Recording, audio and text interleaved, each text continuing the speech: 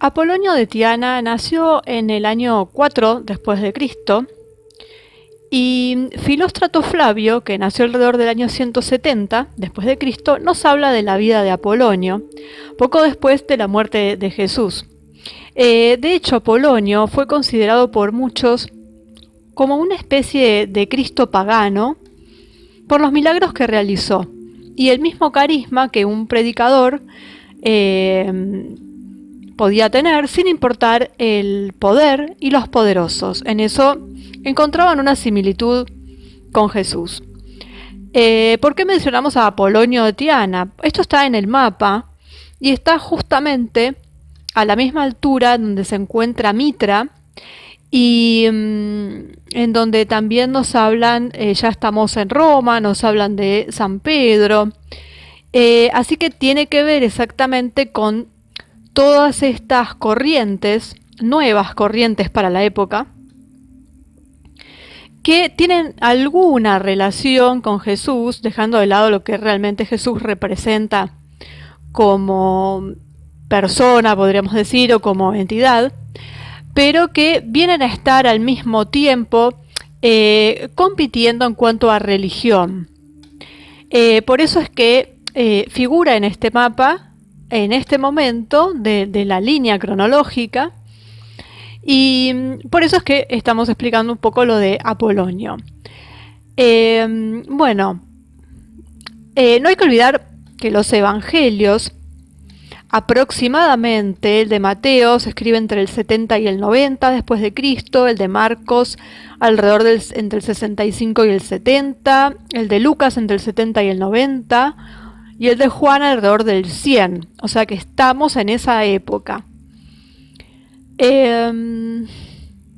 También estaban los evangelios apócrifos que habían sido reconocidos en un principio como efectivos por la Iglesia, pero que después fueron considerados no aptos para la difusión y que incluso tienen contenidos esotéricos, por llamarlos de alguna forma, y en donde están, los evangelios de Santiago, de Tomás, de Mateo, los de la Pasión y la Resurrección, los de la infancia, el de Nicodemo y el de Pedro.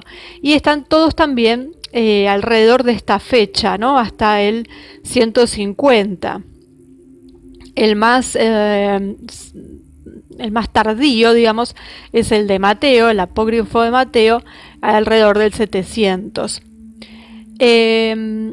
Apolonio, además de ser un erudito y un taumaturgo, era un devoto y seguidor de Pitágoras. Por lo tanto, seguía los preceptos que tenía Pitágoras. Él rechazaba la ropa que se había hecho con animales muertos y para mantenerse puro se abstenía de todo alimento que hubiera tenido vida y que haya pasado por un sacrificio. Todas las ofrendas que él hacía no consistían en nada que tuviera que sangrar, digamos, así que eran todas de miel, de granos, de incienso y de cantar himnos, digamos. Porque, consideraban que los dioses preferían estos regalos más que la hecatombe y el cuchillo que se venía usando hasta ese momento. A pesar de esto, el emperador Domiciano, como él predicaba contra la tiranía, obviamente teniéndole miedo a esta predicación, lo acusó de haber destrozado a un niño, entre paréntesis, según lo que cuentan. Él dijo que adjetivó, digamos, al niño tan hermoso como los Arcadios, sin importar en realidad si realmente había matado a un niño, no importaba si era lindo o feo, pero encima le agregaba esto, ¿no? Lo acusó de haber matado a este chico para propiciar a los dioses, es decir, de haber hecho un sacrificio humano con un infante.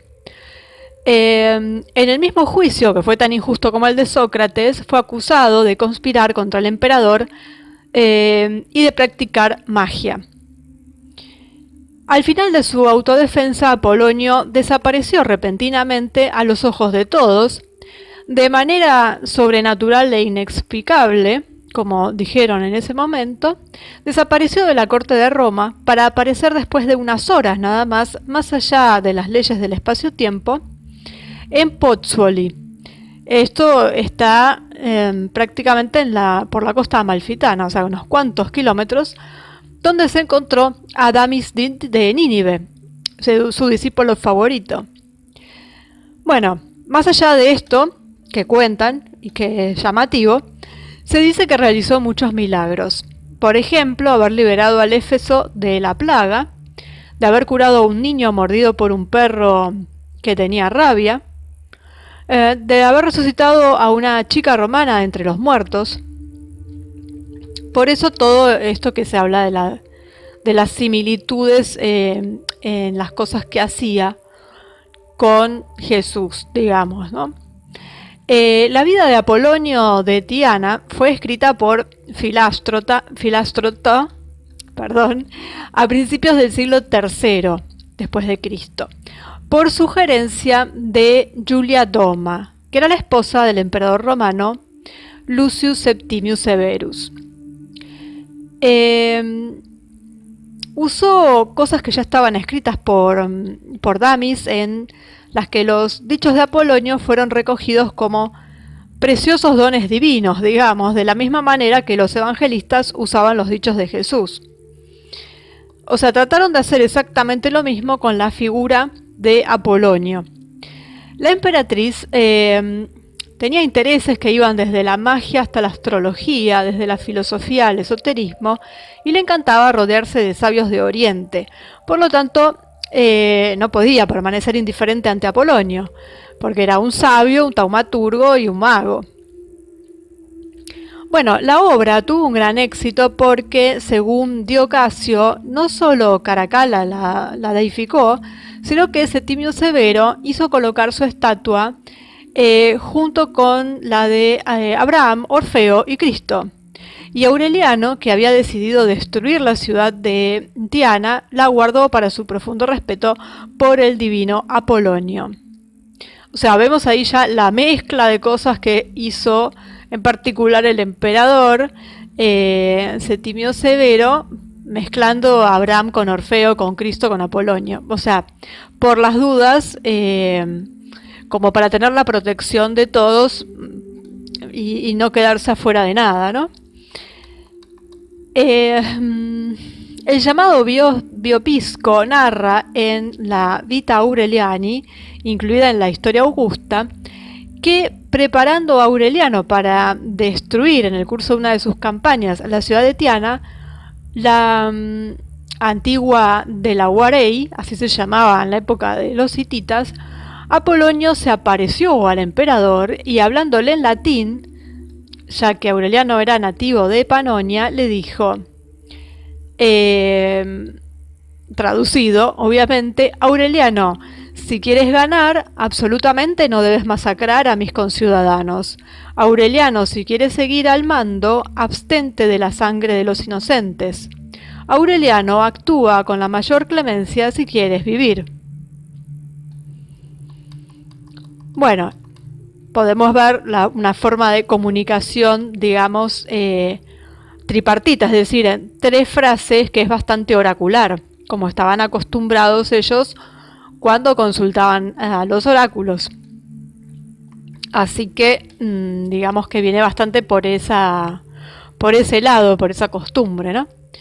Bueno, Apolonio nació en Tiana, que está en el territorio de Capadocia, en la actual Turquía, que entonces era provincia del Imperio Romano, a principios del siglo I, como habíamos dicho, aunque algunas fuentes, anticipan o posponen el nacimiento en varias décadas, y nació de una familia noble y rica que se decía descendía de los fundadores de la ciudad. Apolonio, desde los primeros años de su juventud, estudió filosofía platónica con los sacerdotes del templo de Esculapio,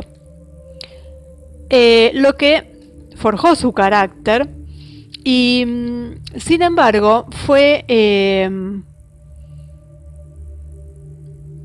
digamos, lo que lo llevó, esto de seguir la filosofía de Pitágoras, fue, lo consideraron como el Mesías de Pitágoras. Pronto se hizo vegetariano y excluyó el vino de su comida, alegando que la comida más pura es la que se produce en la tierra y que la carne perturba el cuerpo y desgasta el alma.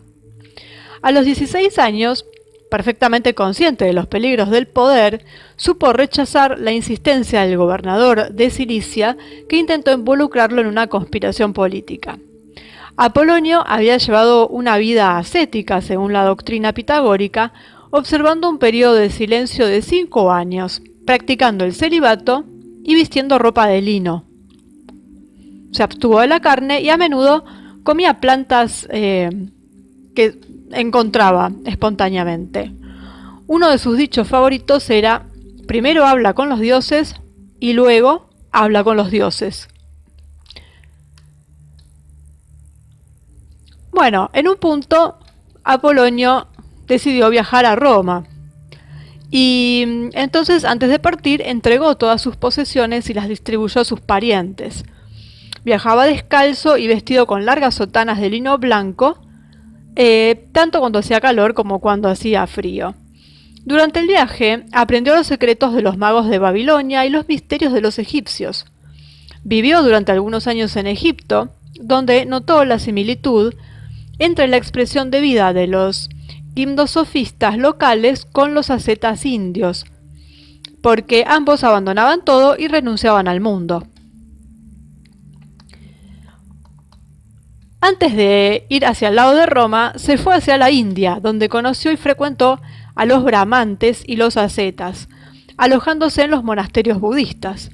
Durante un tiempo vivió en el corazón de Shambhala, donde residen todos los grandes maestros e iniciados del mundo de todas las edades, cuando no están alrededor del planeta para entregar y enseñar su mensaje de sabiduría divina.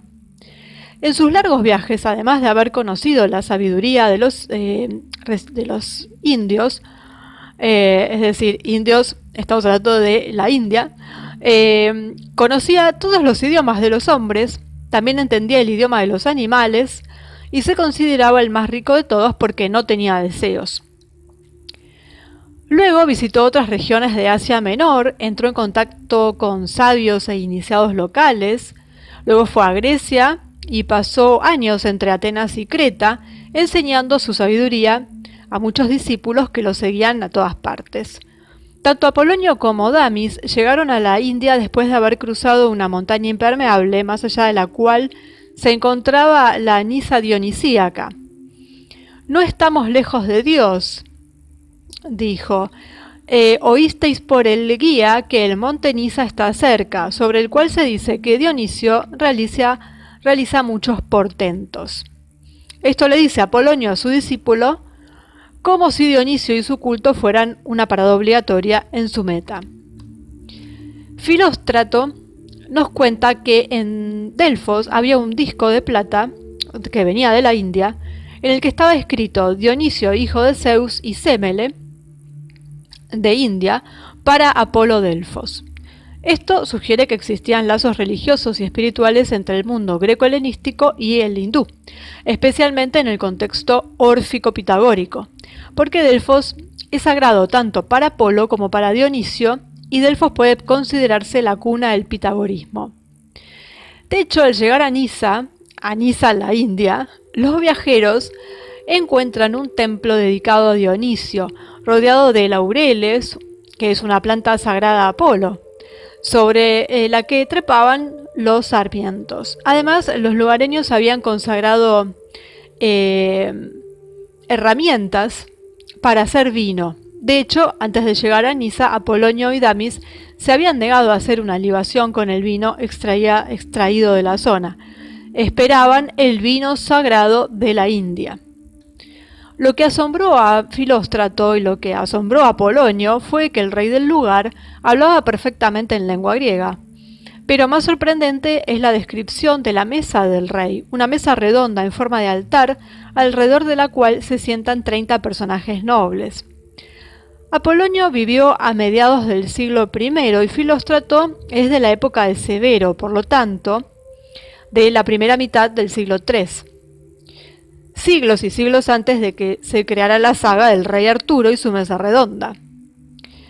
El rey hindú y su residencia parecen ser la premisa de una misteriosa iniciación que habrá seguido después de los 3 días de Apolonio con el rey.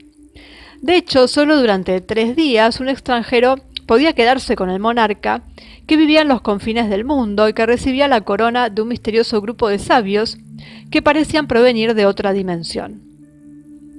Ellos leían la mente de las personas como si fueran imágenes proyectadas en un espejo y utilizaban rayos con los que golpeaban a los invitados no deseados. De hecho, el que fue encargado de llevar a Apolonio al lugar de los sabios estaba aterrorizado.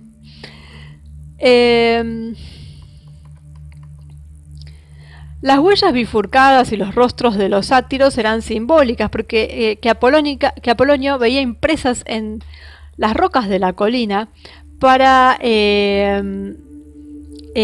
llegar a este templo de Dionisio. Pero cuando él llegó, hubo como una especie de transmutación en su lugar y de hecho este ditirambo dionisíaco, digamos, se transformó en un lugar más bien apolíneo. Esto parece que tiene que ver con la llegada de Apolonio al lugar. Es decir, como si quienes intentan pasar de la inmanencia, digamos, de lo divino a su trascendencia, de Dionisio a Apolo, sufrieran una profunda transformación.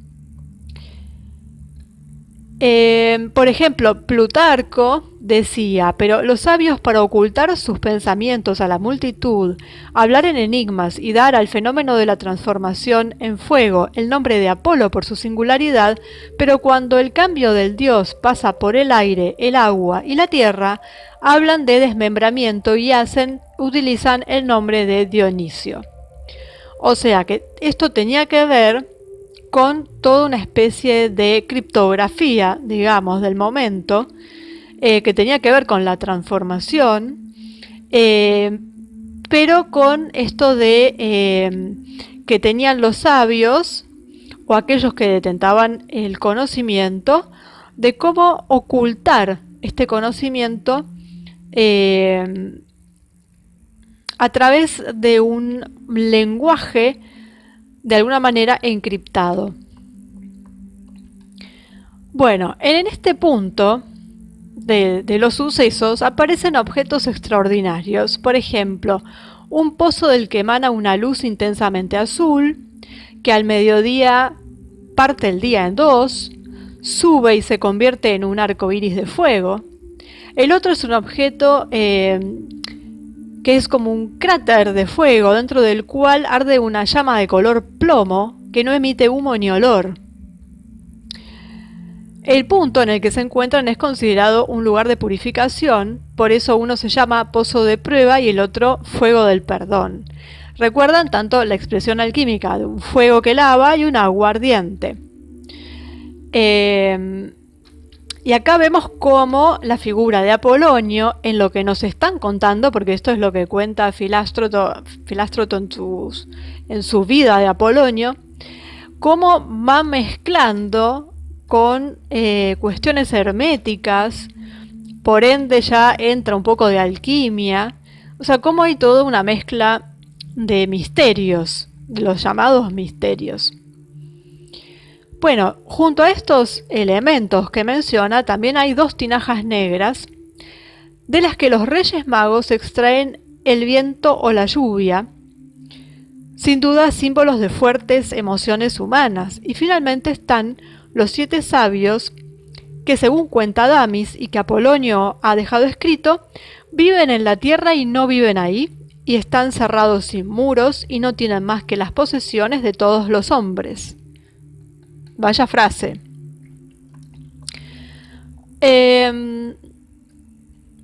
Bueno, hay que recordar que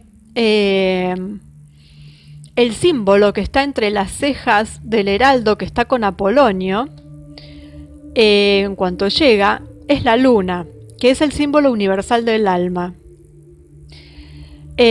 También volvemos a lo que decía Plutarco, y Plutarco dice: la naturaleza mixta y figura demoníaca es esencialmente la luna, cuya revolución concuerda con este género demoníaco, ya que se muestra ahora menguante, ahora creciendo, ahora cambiando, y por lo tanto se llama a sí misma por varios nombres. Ahora estrella de la tierra, ahora tierra Olimpia, ahora posesión de Hécate, la diosa subterránea y en otro tiempo celestial.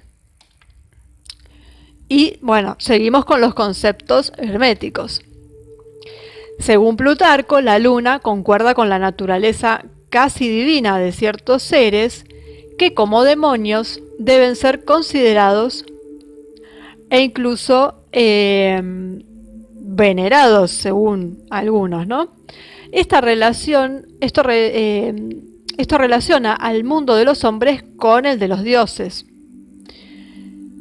Y dice, es nuestra fe que el mundo está atravesado por demonios, algunos de los cuales están destinados a supervisar los sacrificios a los dioses y los ritos misteriosos. Y entonces Plutarco explica que hay almas purificadas que pertenecen a la condición de demonios y por tanto divinas. ¿Qué más decir? Sobre todo la frase, ¿no? Que los demonios atraviesan el mundo y están destinados a supervisar los sacrificios a los dioses y los ritos misteriosos. Ya sabemos que son los dioses. Cuando él habla de estas almas purificadas que pertenecen a la condición de demonios, bueno, purificada hay que ver el concepto, ¿no? Bueno, los sabios que encuentra Polonio son 7. El número perfecto. De hecho, 7 son los días de la semana, que indican el cuarto de luna. 7 son los colores del arco iris, pero incluso Blancanieves, que es una fábula con implicaciones esotéricas y que tampoco es exactamente la que le cuentan, porque la que cuentan es la versión para niños, ¿no? Bueno, la princesa vive más allá de 7 montañas, de 7 mares y 7 cascadas, y también los enanos son 7. Bueno, y esto lo encontramos por todos lados, lo del 7. Bueno, los sabios estos perfectos tienen un poder en la tierra que les da lo que necesitan sin tener que buscar, y mientras rezan se desprenden del suelo en estado de levitación.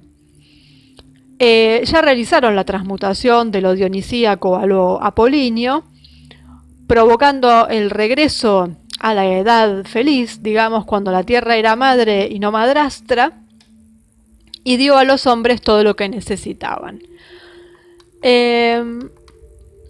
Bien, también explica Filóstrato que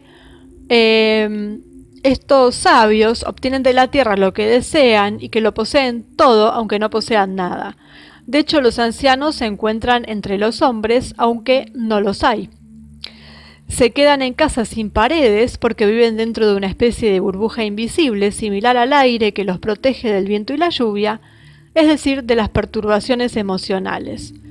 También se habla de un extraño fuego que extraen del sol, que a pesar de ser material no se guarda en los hogares, sino que permanece suspendido en el aire, parecido a un rayo de luz cuando se refracta en el agua.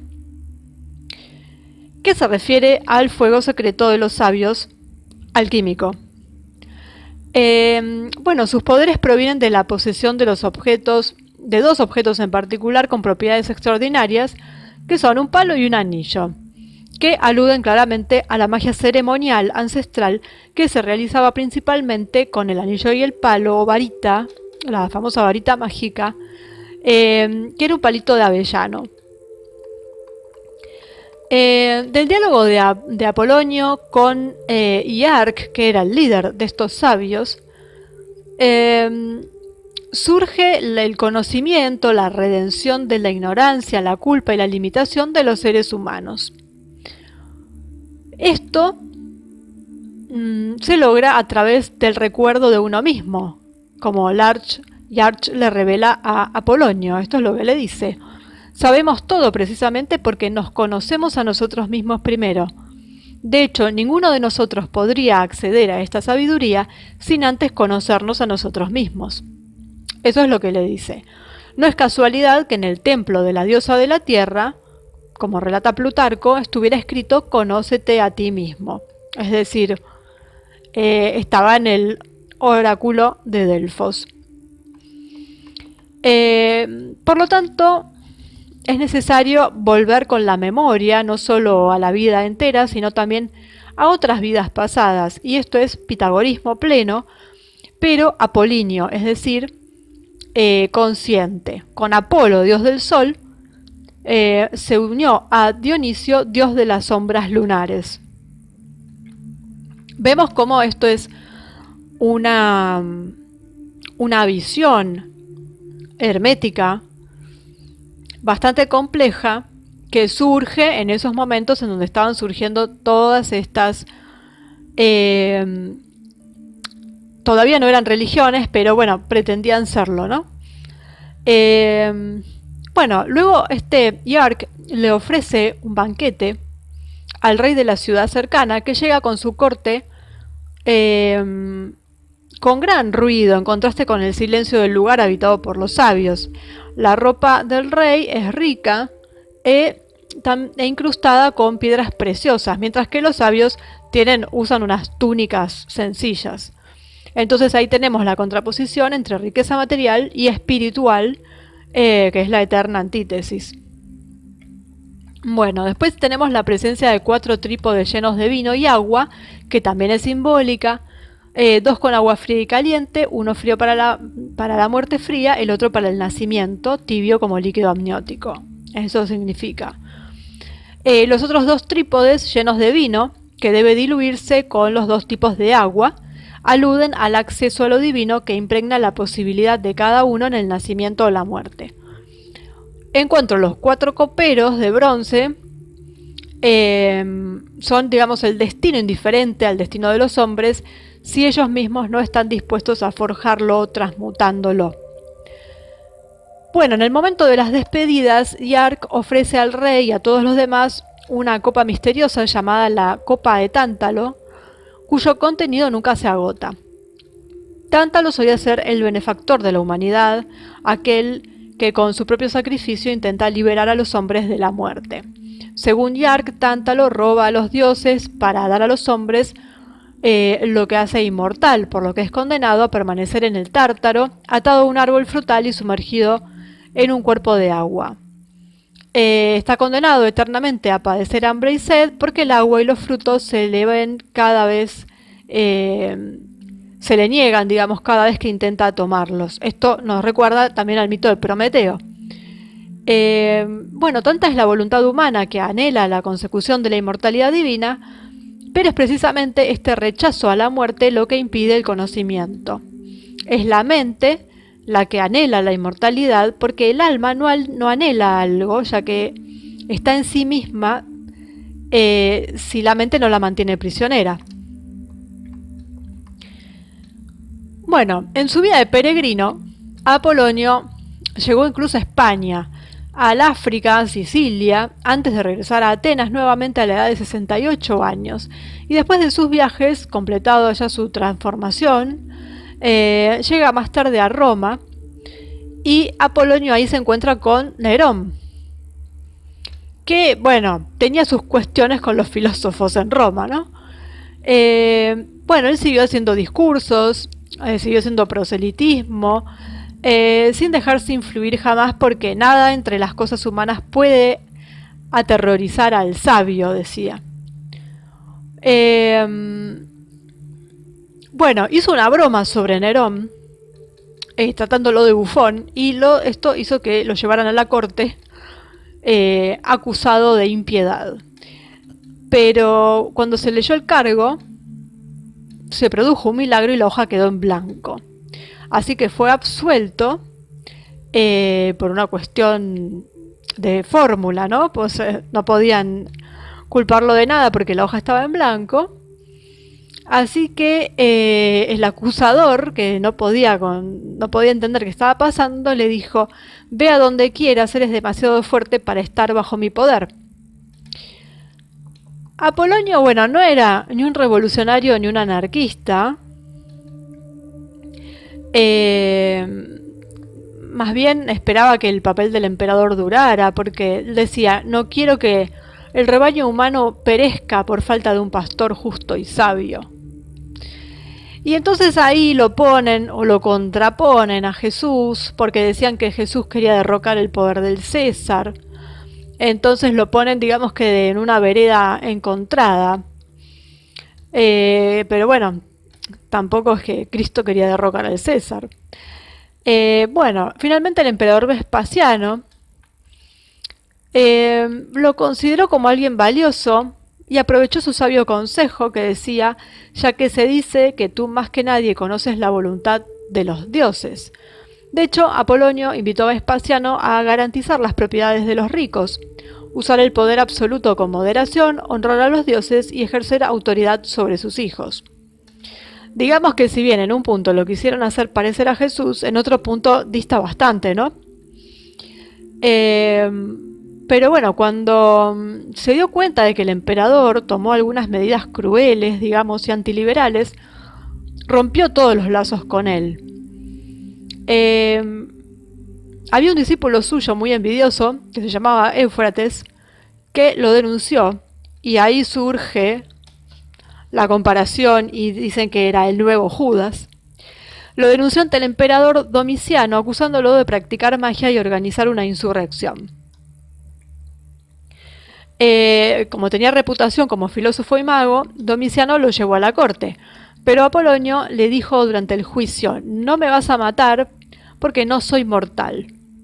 Después desapareció misteriosamente ante los ojos de todos, reapareciendo poco después en lo que hoy es Pozzuoli, donde se escondió, digamos. Esto lo cuenta Filóstrato, ¿no? Pero bueno. Bueno, lo de Apolonio evidentemente lo conocemos por la biografía recopilada por Flavio Filóstrato, que a petición de la emperatriz Julia Domna, a partir de una recopilación de escritos del discípulo Damis, que era un escriba sirio que había seguido a Apolonio en todos sus viajes, divulgó su particular biografía. Domna, que era hija del sumo sacerdote en Emesa de la divinidad solar siríaca El Gabal, Sol Invictus, se casó con Septimio Severo, procónsul de Galia y más tarde emperador, y fue la madre de Caracalla y Geta. Dotado de un notable carisma oriental y constantemente presente con su marido en los campos de batalla, Julia Domna obtuvo el título de Augusta y Mater Castrorum. Se dedicó ampliamente a los estudios filosóficos y religiosos, haciendo uso de un círculo de intelectuales, entre ellos el filósofo Flavio Filóstrato, a quien encargó la biografía de Apolonio de Tiana. Y bueno, eso fue tomado del diario de este tal Damis, que estaba, digamos, él había documentado diariamente en una colección de 97 códices todas las declaraciones que, según él, había hecho su maestro. Estas crónicas, digamos, de las experiencias de vida de Apolonio fueron las que utilizó Filóstrato para escribir la famosa biografía titulada La vida de Apolonio de Tiana. Que, bueno, Filóstrato era un escritor griego, también conocido como Filóstrato de Atenas o Filóstrato II, que después se instaló en Roma, donde adquirió fama como retórico, ingresó al círculo literario y filosófico de esta emperatriz y se convirtió en el exponente más ilustre. Así que lo que conocemos de Apolonio lo conocemos a través de él y por orden de esta emperatriz que tenía lo suyo. Así que es muy difícil de saber qué hay de cierto y qué no. Sí que hay un intento por poner, digamos, a Apolonio al mismo nivel de Jesús, pero la verdad que hay bastantes contradicciones en un punto, ¿no? Esta vida de Apolonio de Tiana son 8 libros, que es una biografía, la verdad podríamos decir bastante ficticia, en la que se narran sobre todo los viajes de Apolonio por el mundo greco-romano hasta la India. La obra no pretendía ser una especie de evangelio para las sociedades paganas, ni oponer a Apolonio a Jesús. El neopitagorismo místico, ascético y taumatúrgico era un ideal factible y realizado en el contexto de una biografía milagrosa que pretendía ser histórica y era considerada como tal, como de hecho afirman los evangelios de Jesús. Era inevitable que se eligiera este libro para contraponerlo a los evangelios. Esto se hizo a finales del siglo III por Hierocles Ociano, gobernador de Bitinia, bajo Diocleciano, ¿no? Y también fue refutado por Eusebio y Latancio con un éxito escandaloso para los cristianos que continúa hasta nuestros días. Los cristianos consideraban a Apolonio un charlatán o un malvado practicante de artes mágicas, mientras que muchos paganos lo veían como una figura sobrenatural que se oponía a Jesús, digamos, o no es que se oponía, sino que le hacía sombra, por decirlo de alguna forma. La intención de Flavio Filóstrato, en consonancia con las intenciones de Julia Domna, que dicho sea de paso se murió antes de que estuviera terminado esta biografía, fue reevaluar el ensayo de Tiana defendiéndolo de las acusaciones. La biografía, además de los escritos de Damis, utiliza obras y cartas del propio Apolonio y algunos otros testimonios. Apolonio murió bajo el emperador Nerva y ascendió al cielo como Cristo, dicen. Sin embargo, hay quienes dicen que no murió, sino que solo desapareció, después de haber entrado en el templo de Atenea. Algunos milagros similares a los de Jesús, otros elementos biográficos, incluido el hecho de haber estudiado en Tarso, llevaron a algunos eruditos antiguos y recientes a creer que Apolonio era en realidad Pablo de Tarso y que Damis era el apóstol Tomás, especialmente por los escritos apócrifos que se le atribuyen. Pero la comparación con figuras del mundo cristiano no tiene fundamento documental y constituye un intento ilegítimo, digamos, de cristianizar estos mitos, digamos, que de algún punto vienen desde la cultura griega. Siglos más tarde, algunos alquimistas se habrían referido a su figura, entre ellos Geber, en el libro de las piedras, que es un análisis de obras alquímicas atribuidas a Apolonio, que él llamó Balinas, y Artefio, autor de Vita Propaganda, que afirmó ser el mismo Apolonio. Sí, Apolonio es considerado el último gran iniciado pagano y se le atribuye el descubrimiento de la tabla esmeralda. Muchas cosas, ¿no? Digamos, como para una sola persona. Me parece que está todo muy mezclado. Habrá que ver si el verdadero Apolonio, cuántas de todas estas cosas hizo.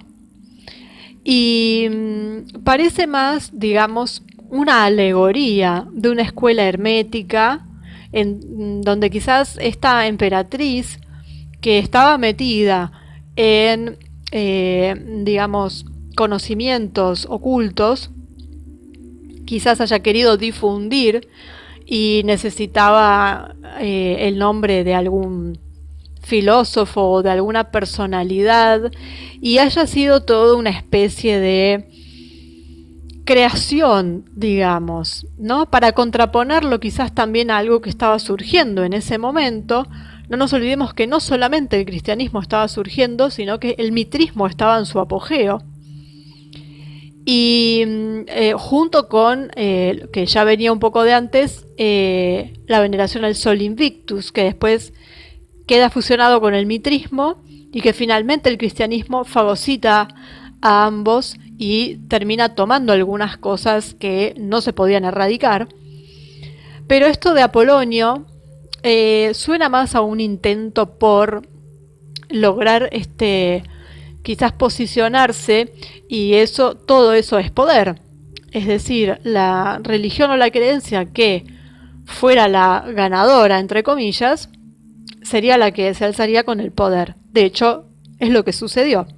Pero podría haber sido cualquiera de ellas. Evidentemente, a mi modo de ver, esta emperatriz lo que quería era imponer esto de Apolonio, porque veía que estaban las otras. Bueno, no lo logró. O no logró imponerse.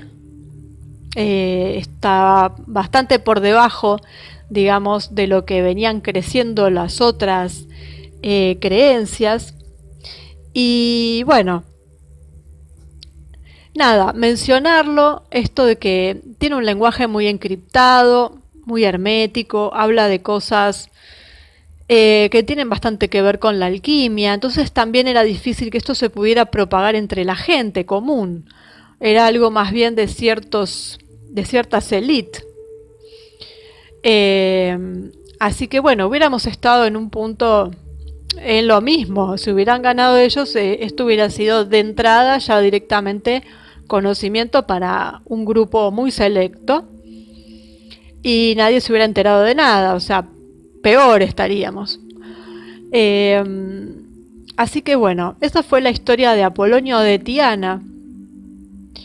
Eh, lo que en realidad nos cuentan de Apolonio de Tiana, en base a los escritos de un discípulo que a su vez se lo pasa a un escritor y que él lo escribe por pedido de una emperatriz que está metida en escuelas de misterio y que bueno, le gustaba rodearse de este tipo de pensadores en un momento en donde estaban floreciendo diferentes cultos monoteístas.